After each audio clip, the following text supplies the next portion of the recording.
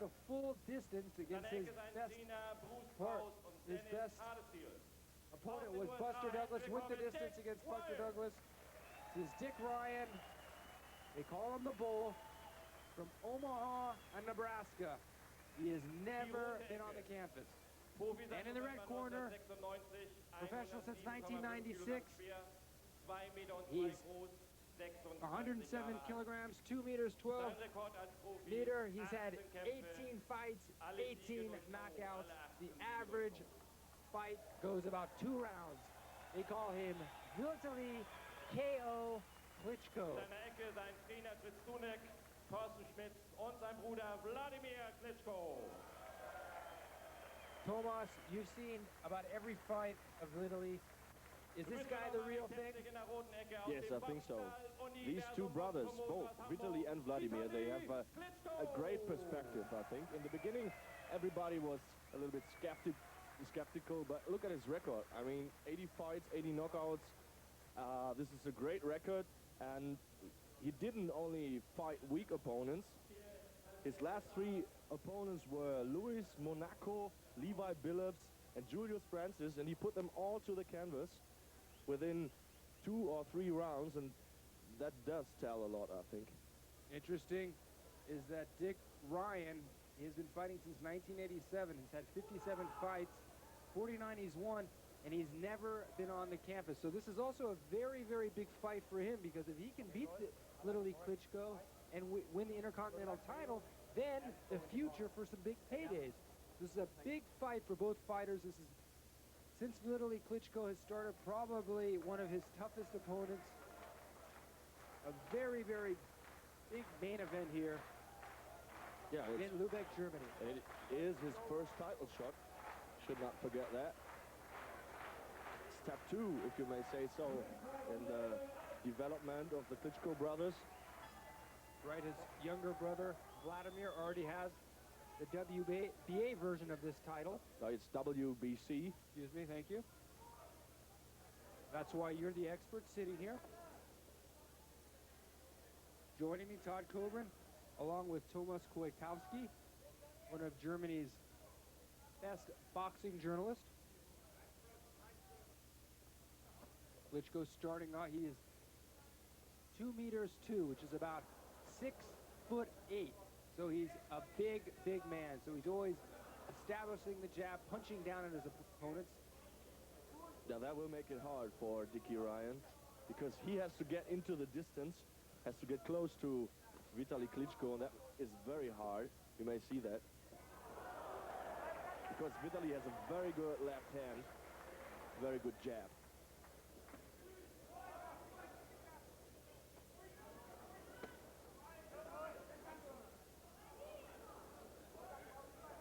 Scheduled for 12 rounds. We're in Lübeck, Germany, in the Hansa-Halle. 3,000 spectators, almost sold out for this heavyweight title fight. Vitaly Klitschko on the left in the striped shorts. Dick Ryan for the United States in the black shorts.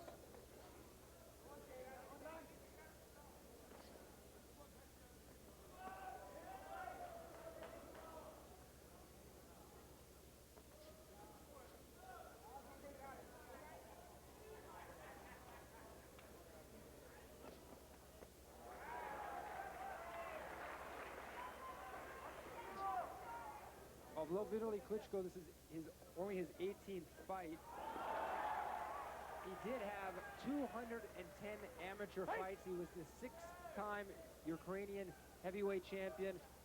He was the military champion. I mean, he's been fighting a long time. Only 26 years old of age.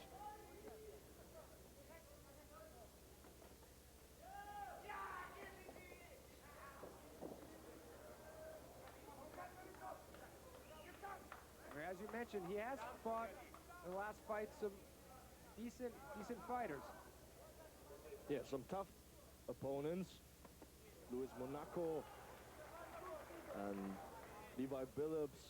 They can take a punch, that's for sure. They put both to the canvas. And that's why they call them the Iron Fist here in Germany. because of his right hand. 10 seconds left in the opening round, scheduled for 12 for the WBO Heavyweight Intercontinental Championship. Very nice opening round for both fighters, but I have to give the edge to this man here in the corner, Vitaly Klitschko. Let's listen in to Fritz Studnek.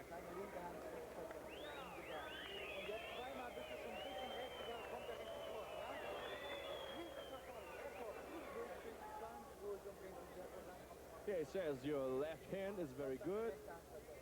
That comes and do it twice the left hand, and after that with the right cross, because this is still missing. So obviously, although he's from the Ukraine,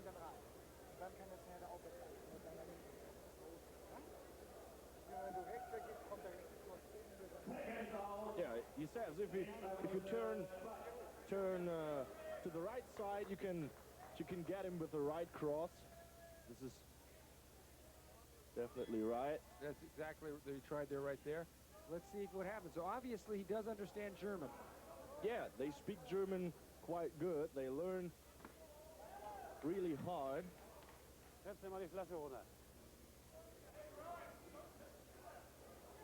They are a little bit fierce looking, he and his brother Vladimir, but they are nice guys. You know, they do remind, they box very straight up, very stiff. I mean, They have to change, of course, because you mentioned that they have a long amateur career, and they still box a little bit amateurish, if you may say so, and especially the Russian style, very stiff, very straight, out of the distance. Their weakness so far is the infight. that doesn't look too bad, though. Not too bad. Not too bad in this case, but normally they have problems if you get close to them. Right, because they are so big. Right. So what should you expect? More uppercuts from him? Was that what if you would tell Fritz to tell him a little bit more uppercuts? Yeah, of course. He has to learn that, because if he goes for, let's say, for international, very big international titles for the World Championship or something like that, you have to be able to throw uppercuts, that's for sure. But they still have time, he and his brother. And let's not forget, this guy has won all fights by knockout. The average fight goes 2 rounds. We are in the second round. This is about when his fights end, about right now.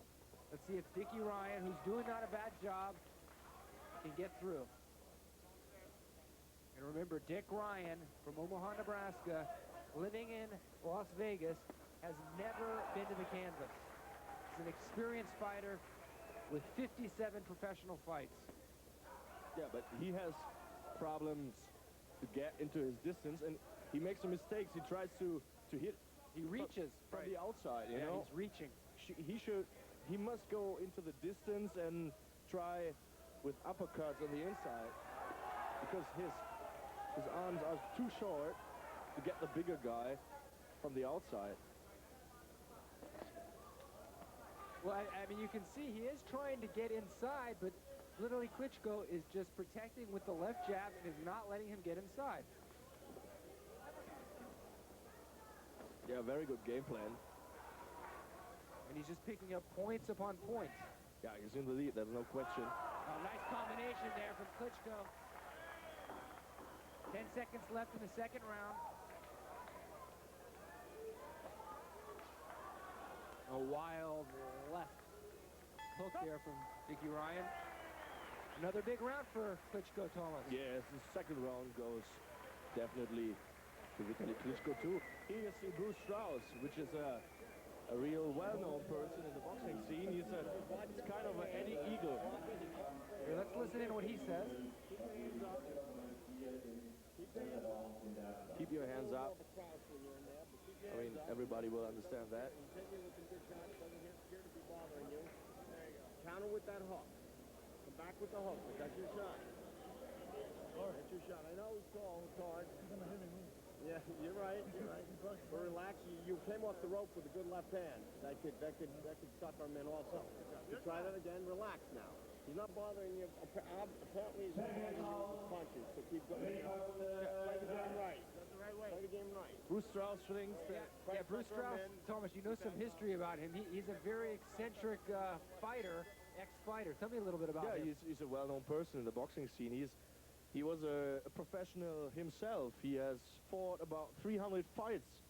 The interesting thing is that he fought those fights under different names. And he and Dickie Ryan, they know each other for 10 years now.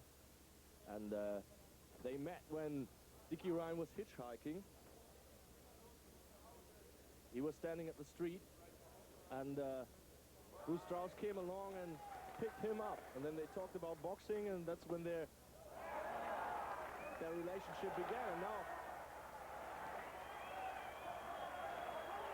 Well, you better give him some advice now, because he looks like he's in trouble here in the third round. It looks a little bit like a rope-a-dope. Yeah, but I only know one guy who can do that effective. And that's the greatest fighter of all time, Muhammad Ali. Yeah.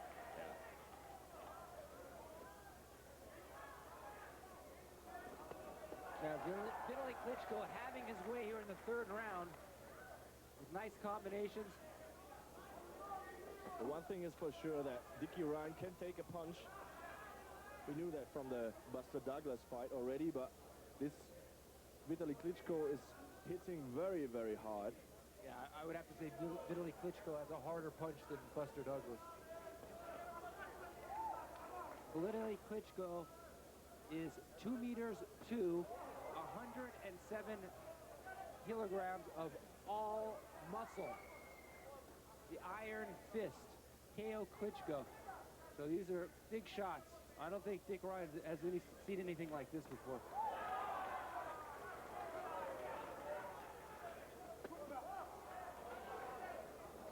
Dick Ryan spoke of Mike Tyson, you know. If I win here, I will get a fight against Mike Tyson. His comeback, but, I mean, this will teach him a lesson.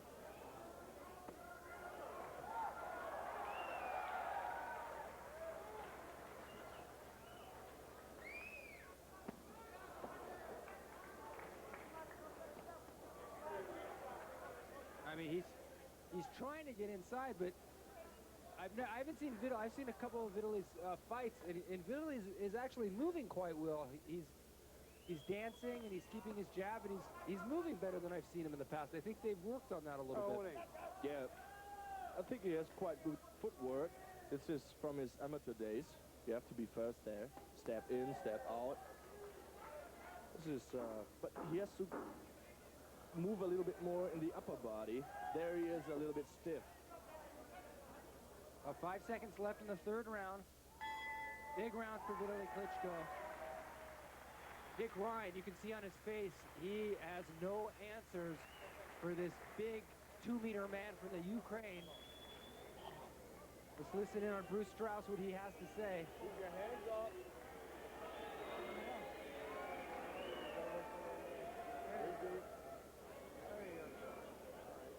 Yeah, it tells him not to be too confident, keep his hands up, which is definitely a good advice.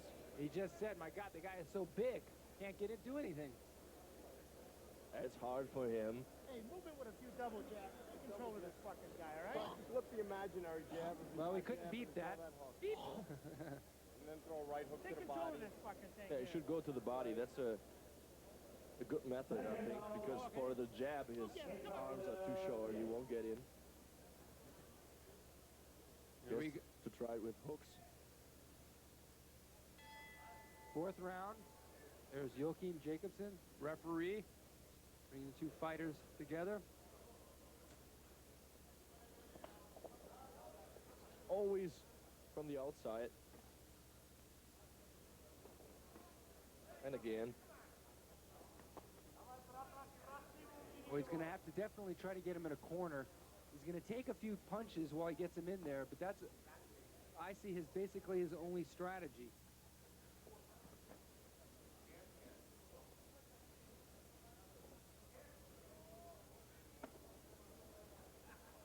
A lot has been said about Germany's most famous heavyweight, Axel Schulz, Thomas, how do you say the Klitschko brothers is actually better fighters than Axel Schultz? Well, you know, speculation is good. The only thing that will give an answer would be a fight between the two of them. First, the Sauerland promotion, where Axel Schultz is boxing for, said, no, we won't make this fight. And now, after Axel Schultz is going for the European title against Scott Welch, this fight may be possible. We'll see. And this is a fight everyone in Germany is looking forward to, of course, because the Klitschkos aren't German, but they are very popular in Germany at the moment. So everybody wants to know who is better, Axel or the Klitschkos.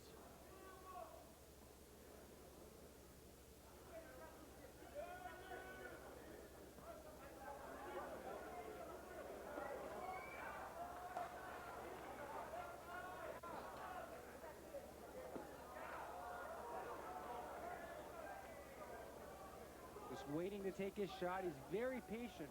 I mean, literally Klitschko is, it's a nice right shot. He's very effective. He doesn't use a lot of wasted motion. That's right.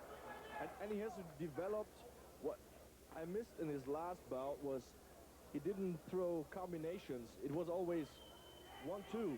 And now here you see him throwing 3 or 4 hands. This is quite a development from the if you concern the last bout. All right, now I got another tough question for you. Who's better, Vladimir or Vitaly? You can't answer these questions. Vladimir, many people say that Vladimir is the better technician, but everybody says that Vitaly has the harder punch. So Vitaly probably goes for the knockout, while Vladimir is able to outbox his opponents. 10 seconds left, sorry. But they won't definitely never fight each other. That's what they say always.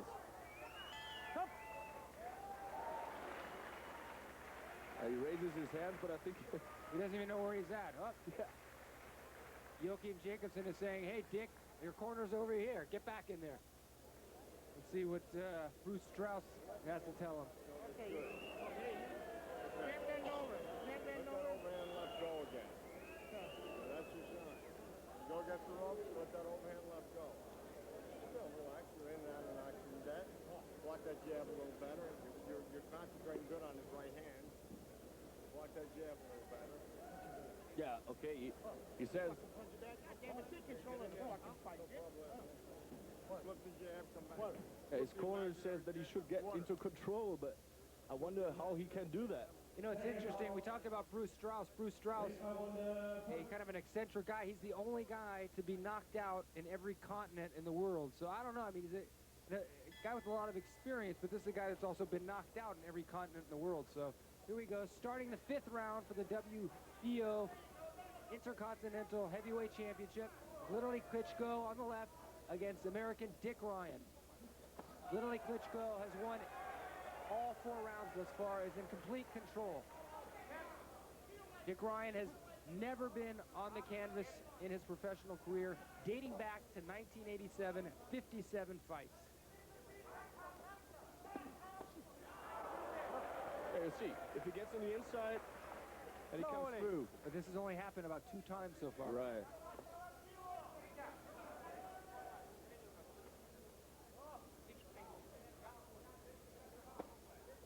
That's a nice combination. No, he's in trouble. He's in trouble. You can see that. And again. Oh, his unsteady legs. You can see that. Looking at the referee for help. Oh, he's in complete control. He has his guard down. He's saying, come on, fight me. He has to take his hands up. Otherwise, Vitaly will hurt him. Stop! 1! Come on, man. 2! Getting a standing 8 count. No, this is definitely a mistake because WBO 6! 7! it's not possible. It's no standing 8 count, says the rule. And I was at the rules meeting before. We talked about that. This is definitely a mistake. shouldn't have done that. Interesting. If he loses, do you think he can call a discrepancy? I'm not sure. It's definitely a mistake of the referee, Jacobsen, but he's in trouble here. Dick Ryan is in big trouble here. He is in trouble. In the 5th round. Stop! Now he stops the fight. You couldn't see that.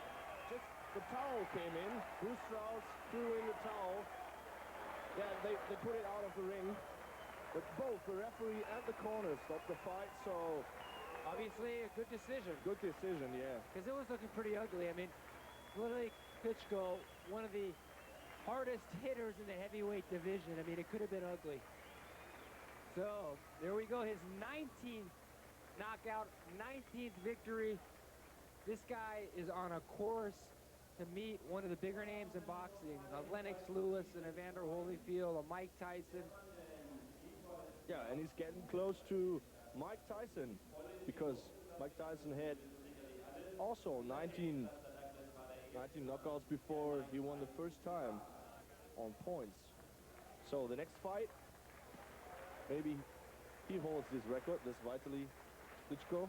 An incredible record. This guy, people who might not have heard of him, remember this name, Vitaly Klitschko. This guy has the chance to be one of the great heavyweights in the coming future.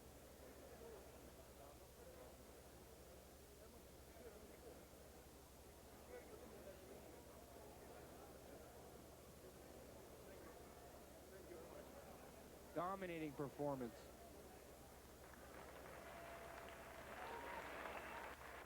So, meine Damen und Herren, ich muss es glaube ich nochmal sagen, ein toller Kampf von beiden Boxern und einen riesen Applaus.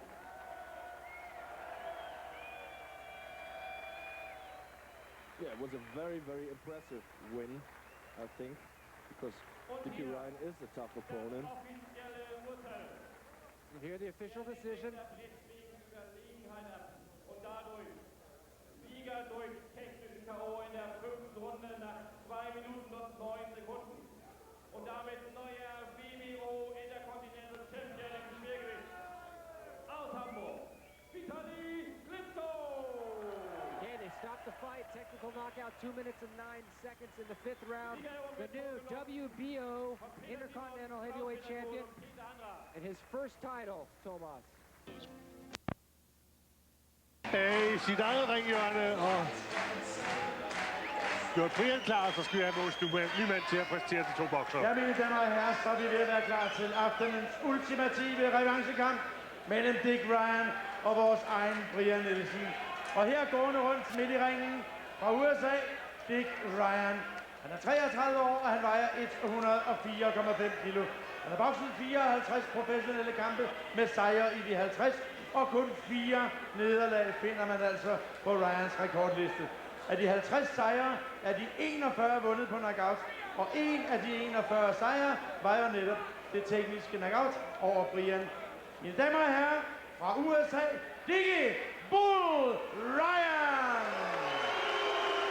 Ja, han får ikke meget opbakning her. Der er ikke nogen som helst tvivl om, hvem publikum holder med. Vores regerende verdensmester Brian Nielsen er 35 år, og han vejer til aftenens kamp 114,5 kilo. Og så står han her, klar til sin kamp nummer 61, og som alle sikkert ved, er de 59 ud af de 60 vundet. Og 42 gange har Brian stoppet sine modstandere før tid. Men i aften gælder det så, som jeg sagde før, den ultimative revancheopgør mod Dick Ryan. Mine damer og herrer, tag det money godt imod Danmarks populæreste sportsmand, the one and only Super Brian Nielsen! Ja, populær er han i hvert fald. Der er ingen tvivl om det. Og kampen bokser sig stadigvæk indtil 8. Det er Dick Ryan, der fører an i det psykiske spil. Han forsøger hele tiden at komme og nærme sig Brian. Og ja, han kredser om Brian hele tiden, og ønsker ikke rigtig at give ham ro. Lad os håbe, Brian kommer godt fra start, godt koncentreret ud af. Protect yourself at all times, obey my commands at all times. Touch gloves, come out banging at the bell. Good luck. All the way down, all the way down. Inden slag efter klokken. All the way back to the bell. All the way back to the bell. Og Pete Podbolski klar til at sætte første omgang i gang. Og så er publikum helt op på navlerne.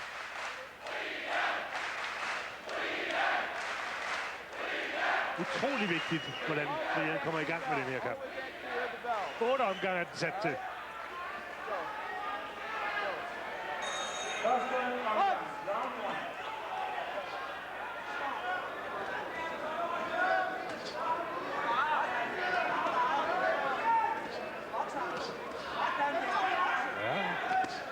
Brian prøver at genere Ryan lige venstre. Brian står nogle hurtige kombinationer, og det er en af de forsvar, han har mod mange sværvægtere. De er ikke så hurtige på hænderne, som han er. Ja, udmærket kombinationer, Brian.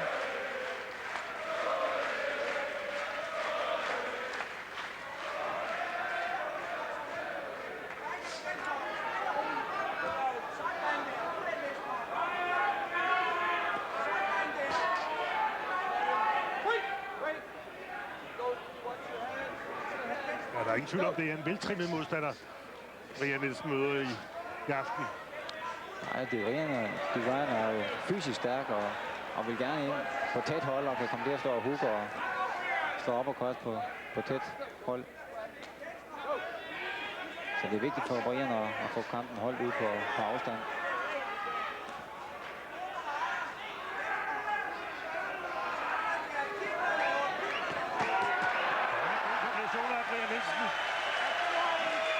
Det er noget, publikum kan lide. Et eksempel på, hvor hurtigt han slår, når han kommer med sin serie.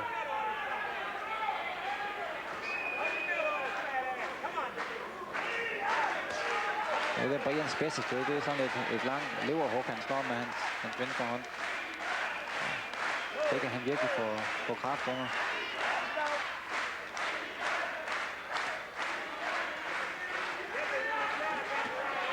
Ja, udmærket kombination igen. Det er godt nok at holde Dick Ryan beskæftiget.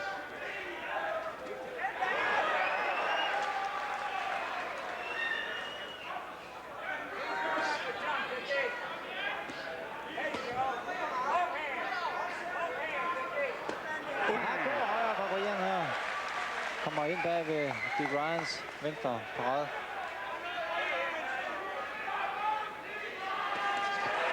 Dybt arbejde af Brian. Og højt, ja. Udmærket.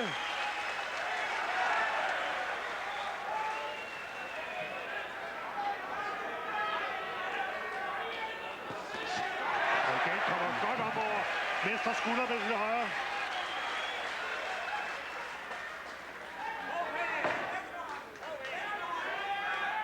Sidste sekunder af første omgang.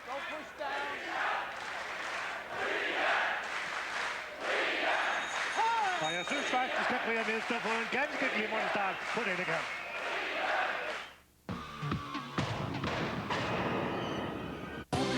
The Voice præsenterer Platinum Christmas. Et helt nyt julealbum med nogle af verdens største artister.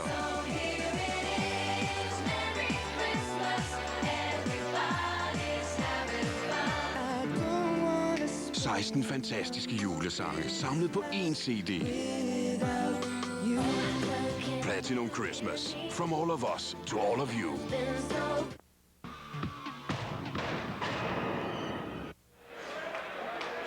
Ja, Paul, du vil have vi over i Brians ringhjørne.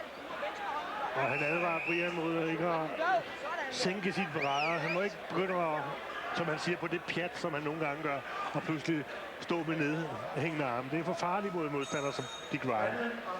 Nej, men en flot første omgang, hvor han tog sig nogle pauser ind imellem, og hele tiden var dominerende.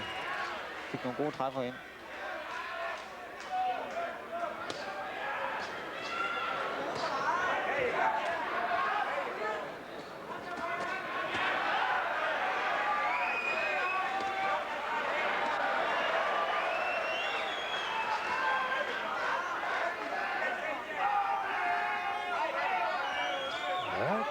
Kommer også godt i gang i anden omgang. Ja, pas du på det med de her hængende arme. Ellers bliver Paul de Ville vred. Ja. Det går jo også ganske fint, når han bokser, så der er ingen grund til at spille klog. Så er der igen venstre hånd. Stille og roligt, bokser.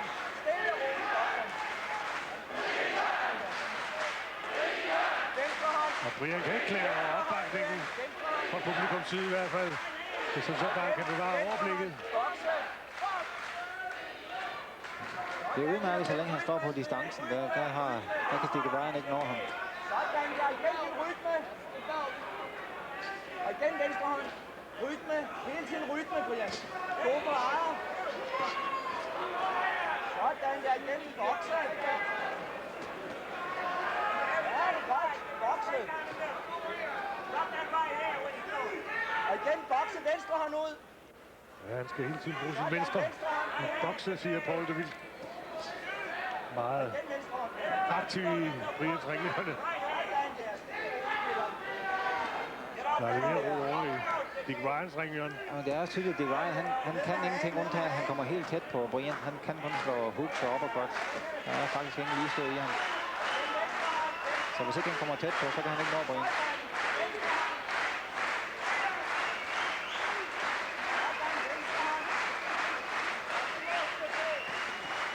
Ja, så kan du styre den.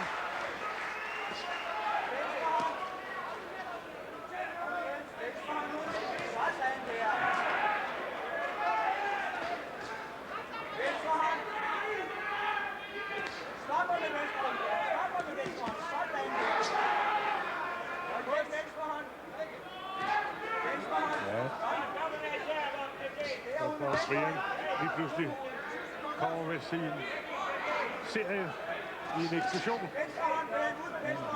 Men lidt mere lige anden omgang, synes jeg. Og Dick Ryan har fået overkommet lidt mere ind i kampen. Ja, men stadigvæk Brian, der leder an. Og god kombination her.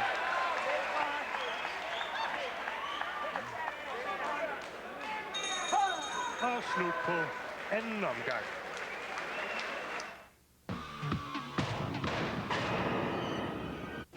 Køb soundtracket til Susanne Biers nye komedie Hånden på hjertet i en speciel udgave inden jul.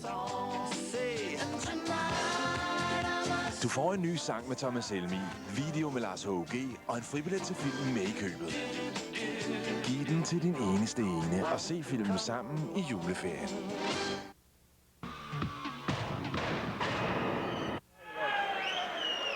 Sådan der. Husker du? Ja. Hele tiden bokse. Venstre hånd lige stod. Men hvad med at gøre det svært for dig selv nu, hvor det går så råt? Venstre hånd venstre ud og gør plads til din slag. Ja, Paul, du vil gerne have, han skal med bokse. Han skal ikke slås med ham, man skal bokse ham. Jo, det skal op. I forhold til sidst, hvor Brian jo kom meget mere... Altså, i de første omgang med Ryan, der er han lidt mere afvendt måske i denne omgang. Ja, men han tager nogle pauser ind imellem, og det er ganske fornuftigt. Selvom det kun er en 8-omgangskamp, så er der ingen grund til at bruge unødige kræfter.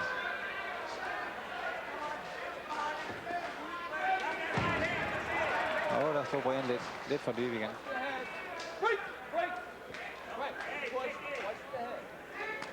Vi kan skubbe og hovedet op, siger... Og et farligt sving fra Dick Ryan her, der kom lidt mere aggressivt ud fra pausen her.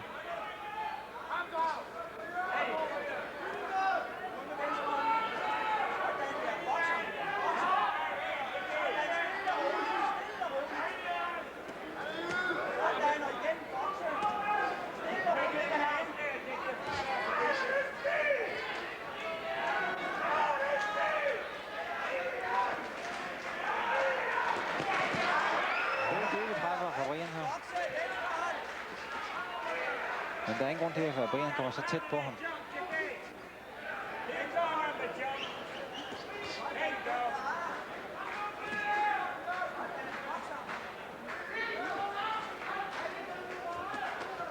Sådan der.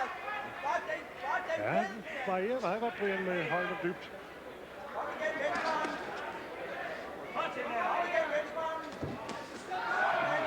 det er de dybe træffer, der kan gøre indtryk på Dick Ryan. Sådan der. Kom igen. Kom igen til kroppen igen. Ja, det er Brian, der har initiativet, må man sige. Sådan der. Og igen. Kom igen. Så længe det er ude på afstand, så kan Dick Ryan ikke gøre Brian noget. Det er en farlig venstre hook.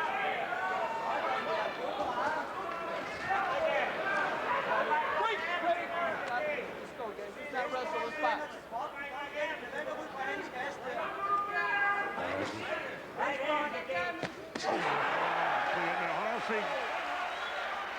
Kommer ind over Dick Ryans venstre skulder. Ja, nu skal Brian være på, han ser, han forsøger at komme ind med venstre hook og ved at lave en undvigelse til venstre. Og Brian slår sin højre hånd. Sådan der. Først med din venstre hånd, Brian. Først med venstre hånd. Balance ned benene. Ned dine ben. Altså, de står jo faktisk meget godt til den anden klub også.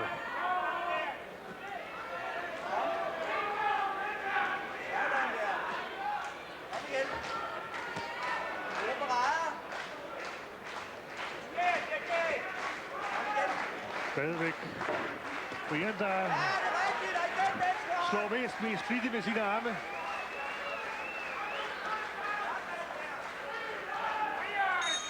Og her så slut på tredje omgang.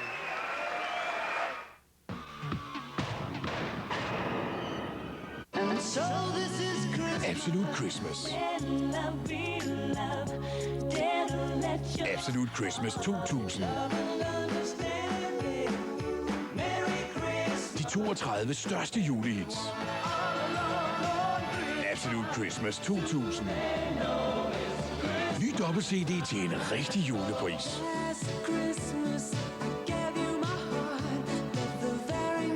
Spørg efter Absolute Christmas. Det er, hvis du smider dine parader. Ja, Paul, du vil benytte pausen her til at rose Brian Nielsen. Og mener, han faktisk har haft et leverstød, som har virkelig berørt Dick Ryan. Altså, han kunne mærke det, og det opfordrer han så Brian til at prøve på igen. Her hvor vi er i gang med 4. omgang.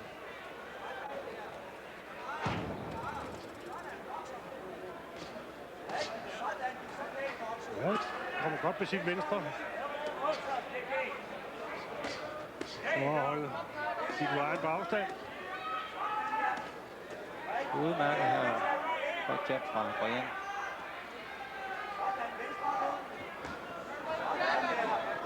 Der er faktisk meget boksning i det, Brian Nielsen laver i øjeblikket.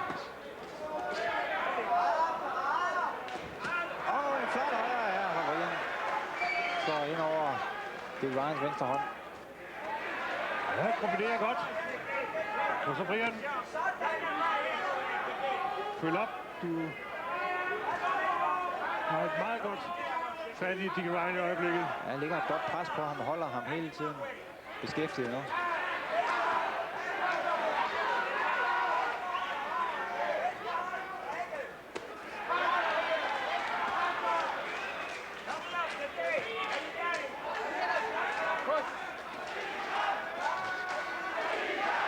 Det er stadig den venstre til at holde Dick Ryan på afstand. Nu er publikum igen med helt op på duverne.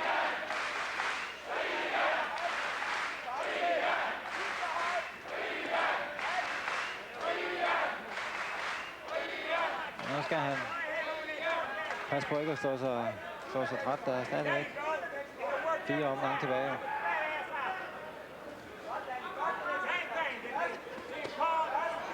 Ja, det er jo ikke så tit, han har så mange omgange. Nej, ikke med den intensitet her.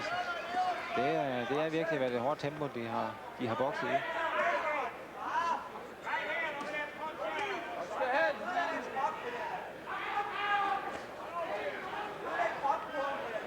Det er svært for alvor at komme ind og få ramt på Dick Ryan. Ja, det er indtil videre Brian, der scorer mest. Og den flittigste. Det kan der slet ikke være tvivl om. Altså, den eneste fare, det er jo, at Brian kører træt, synes jeg. Ja, det skulle lære. Ikke så gerne udvikle sig som sidst. Nej.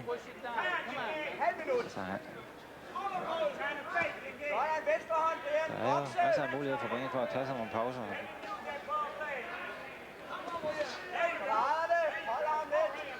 Ja, han vil gerne ind og slå nogle uppercuts, Dick Ryan. Sådan der. Kom, stille og roligt, Brian. Venstre hånd ud. Kom, venstre hånd ud. Let him go, let him go. Lige omgangen vil være slut. Og det er den her. Ja, det er en mægtig hård fight. Og den bliver formentlig lige så spændende, som vi havde forventet. Ja. Prøv her. Det er jo faktisk en tro-kopi af en første kamp for os herfra. Jeg synes nok, altså Brian har økonomiseret lidt mere med kræfterne, men her i fjerde omgang har det været et meget højt tempo. Nu er den venstre hånd. Holder ham væk med den, og så slår du kroppen i stykker på ham. Er du med? Sådan. Sådan skal det være. Ja, brug venstrehånden, siger på masser af luft. Lad være med at ryge ind i hans slagsmål. Godt stille og roligt af luften tilbage. Sådan. Ja, det er så pænt vokset, og du passer situation fra fjerde omgang. Træk af. Luften i maven. Ja, der er det et hook, som Ryan står med stor kraft, men han har ikke rigtig lykkes med det endnu. Ja, Brian får glædet meget godt af på den. Ja, og så har vi godt været halvvejs i kampen. Foreløbig ser det fornuftigt ud for Brian Nielsen. Jeg håber, han virkelig er i træning til den her avancekamp. Og den bliver tilsyneladende lige så hård, som vi kunne forvente. Stop punching and break. Stop punching, stop pushing and break. Go. There you go. Work out of there.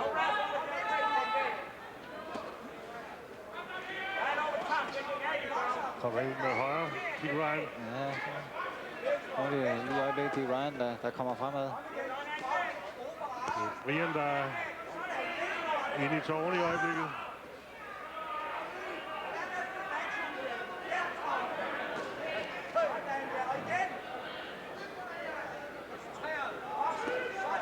Så skal vi se, om Brian kan komme ind og få nogle af de der hårde kropsstød.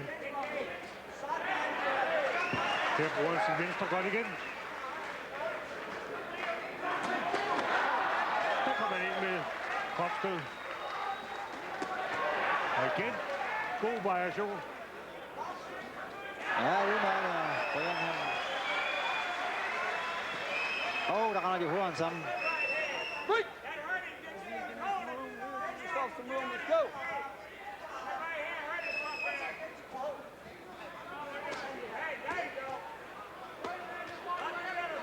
Don't lead with the head, Dick.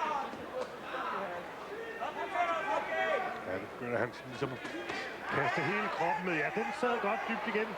Generede Dick Ryan. Ja, udmærket til leveren her. Dobbelt med. Så følger op, Brian.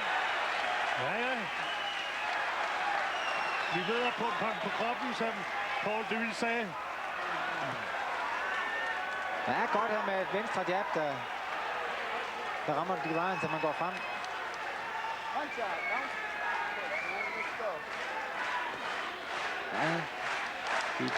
Ja, det er de dybe træffer, der skal bane vejen for Brian. Ja, det er boksning, der virkelig sætter liv i publikum. Og misser af Brian. Og godt dybt, godt højt. Og undviger udmærket Brian. Du skal passe på dig selv også. Ja, han skruer tempoet utroligt højt op, Brian. Don't push him back, keep that head up. Let's go. Der kommer en venstre, men han glider af på den. Og en udmærket femte omgang af Brian Nielsen.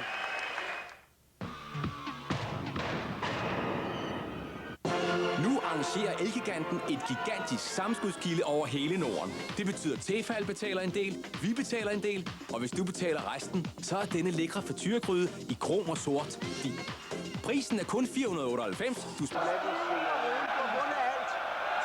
Han virker stadig koncentreret, Brian Nielsen, men skal vi lige prøve at se der, hvor han rammer med et leverstød. Der kommer den ind, og det er tydeligt, at den generer Dick Ryan.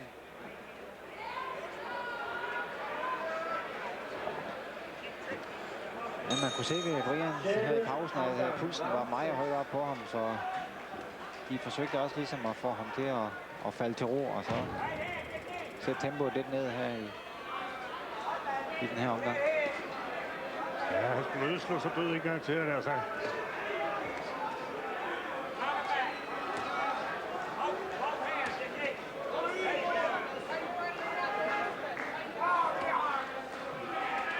God højre for Brian, han rammer igen. Men... Og så et dybt stød igen. Ja. Men den skal helst over i den anden side, før den rigtig... god kombination for Brian, venstre og højre, men det bider ikke. Men det tæller. Ja.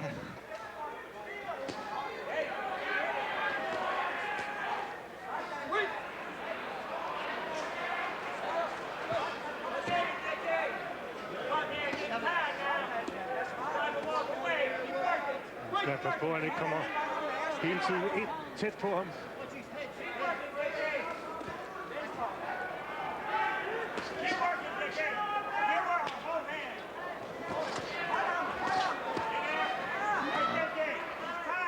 Brian skal bruge sine fødder lidt mere nu, hvor han bliver lidt presset af Dick Ryan. Ja. Dybt venstre, der åbner lidt for hans højre.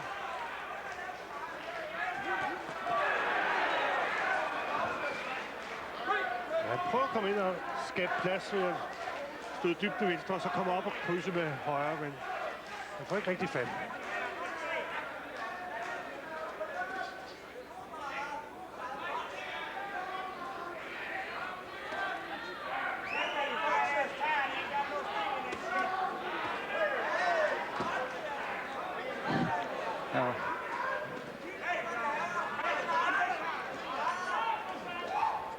Udmærker Brian her, hvor han flytter sig. Ja, det er som om, han har meget godt tjek på Dick Ryan lige i øjeblikket.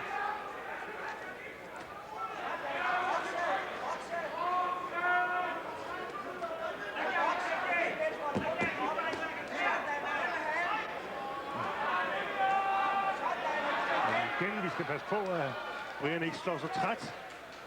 Ja, i den første kamp stod Dick Ryan også samtidig nogle gange, som om han... Nu kunne han ikke mere, og så alligevel så var der masser tilbage i ham. Men det er Brian, der arbejder bedst.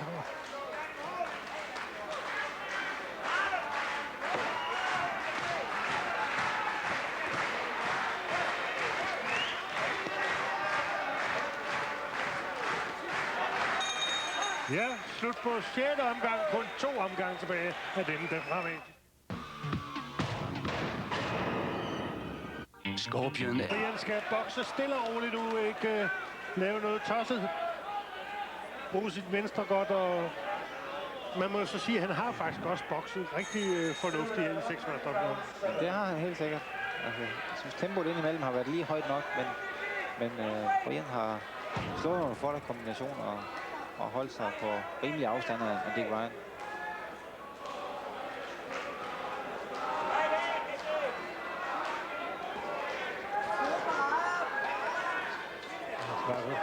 Sørger for hele tiden at have Dick Ryan lidt på afstand, og så bruge sin venstre og komme ind med et par af sine kombinationer.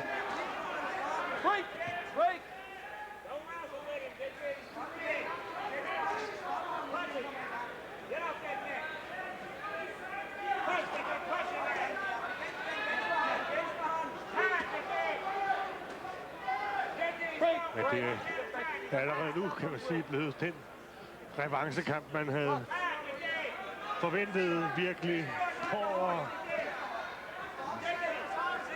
Dick Ryan absolut ikke nogen UFC-bokser.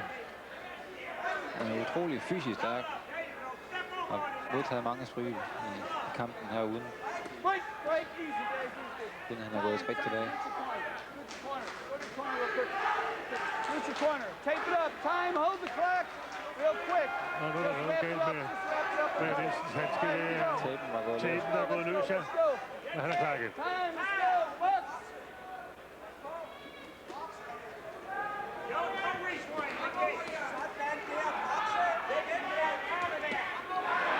Og en god højre for Brian her. Ja, han kom lidt op over skulderen og Og jeg tror, at det var, han skal kommer passe i på, lok. at det han ikke spiller. Stop. Stop the playing around. Keep your head up. We're not playing. Let's fight.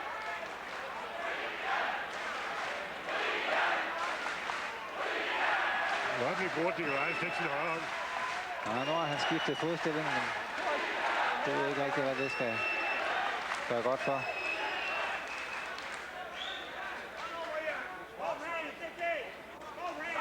God venstre for Brian. Så får han lidt på afstand, ja. Nej, han må ikke skubbe. Og Dick Ryan skal holde hovedet op.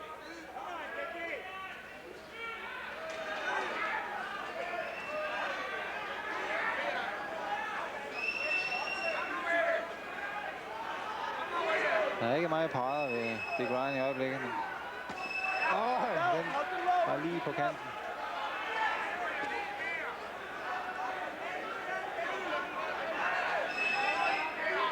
Ja. I øjeblikket laver Dick Ryan ikke rigtig noget. Nej, det virker lidt besynderligt hen der, for han kan ikke vinde der og stå ude i ringen. Nej, det er ikke bluffer, så lige pludselig der er pus på Brian, men her i hvert fald slut på 7. omgang, vi skal ud i den nerveperiode. Jeg skal love for, at denne bokseaften får et meget, meget spændende punktum. Her, hvor vi skal ud i 8. og sidste omgang af den revanchekamp, Brian Nielsen her er ude imod Dick Ryan for USA.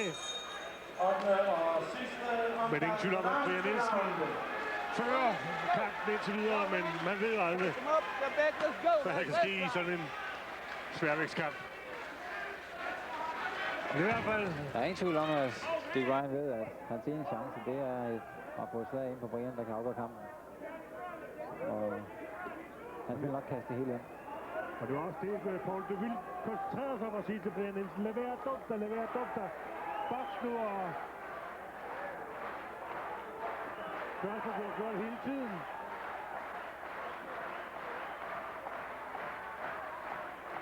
Her er du sat for Dick Ryan. Op med armene, Brian Nielsen. Det er at se venstre hook, som Dick Ryan slår, der ser farligt ud. Og uret tigger afsted, ja. Det gælder faktisk nu kun for Brian om at få tiden til at gå. Lad være at gøre noget overilet. Han har bevist det, han skal. Ja, det har han faktisk. Og der er ingen grund til at åbne sig. Jeg kan se, at han er også ved, som om han er ved at slå sig lidt træt. Han er helt sammen. Det har været en utrolig hård kamp, og uanset hvor god form man er i, så vil man være 100% kørt ud efter sådan en kamp her. Så prøver Dick Ryan en offensiv, men der er ingen tvivl om, at også han er træt. Det tager på kræfterne at modtage så mange stød, som Brian Nielsen har fået ind i de 8 omgange her. Men en meget, meget, meget flot sværvægtskamp.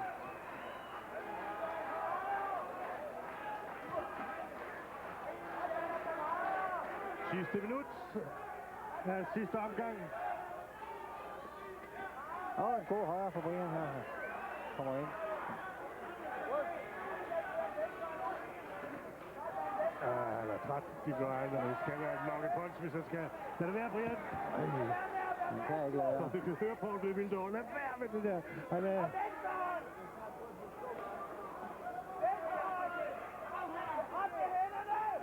Op med hænderne her. Men han er åbenbart helt troen på sig selv, Brian Nielsen. Føler sig helt ovenpå. Og der han virker altså også træt, Dick Ryan, nu synes jeg. Ja, det er meget monoton og langsomt tempo, han kører i.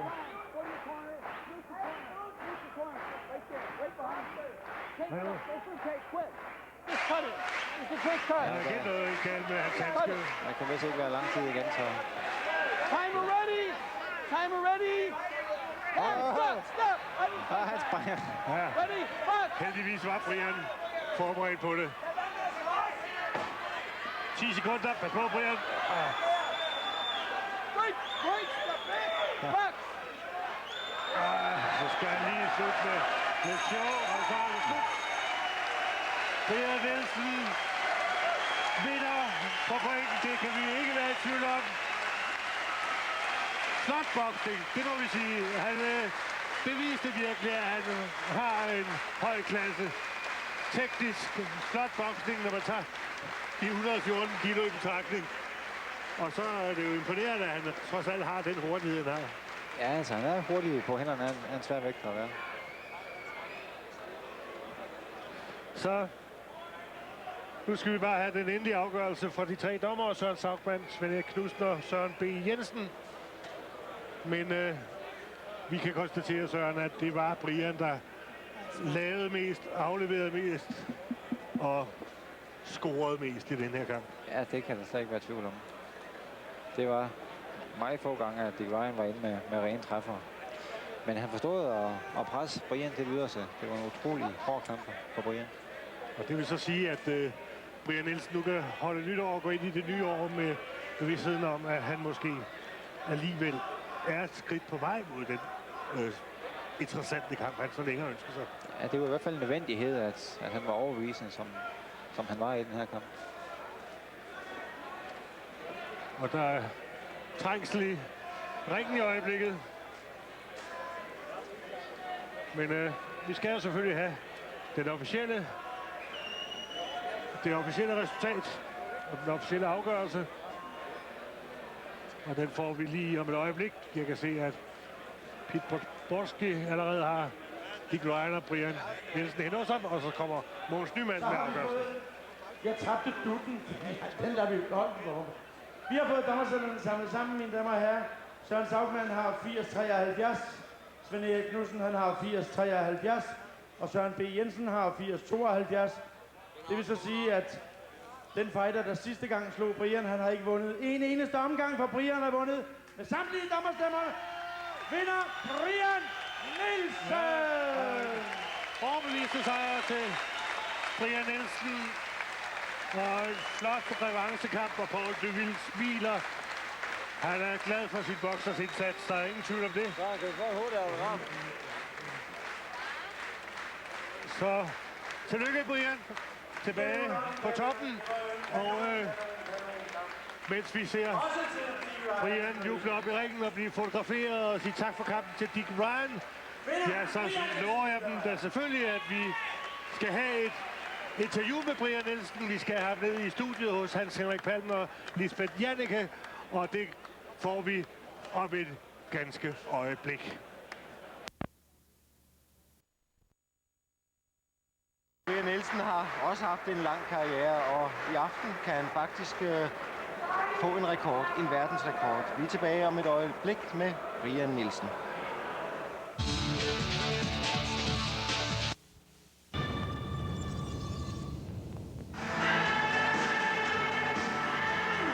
Brian Nielsen i dyb koncentration.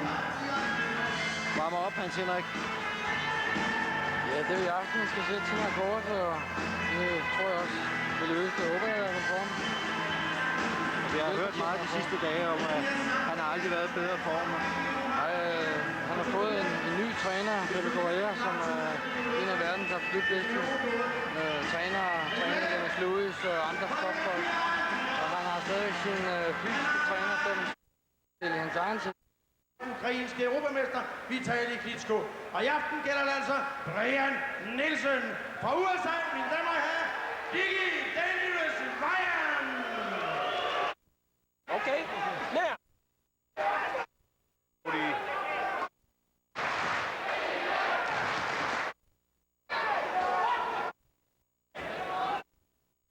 Men ikke vilje, ikke hjerte. Det er en utrolig... Jeg tror, at Brian skal være glad for, at Dick Ryan er træt nu. Brian er utrolig. Brian Han er helt væk. Brian er væk. Brian Nielsen. Brian kan slet ikke over på benene. Sejler bevidstløs rundt. Han er udmattet.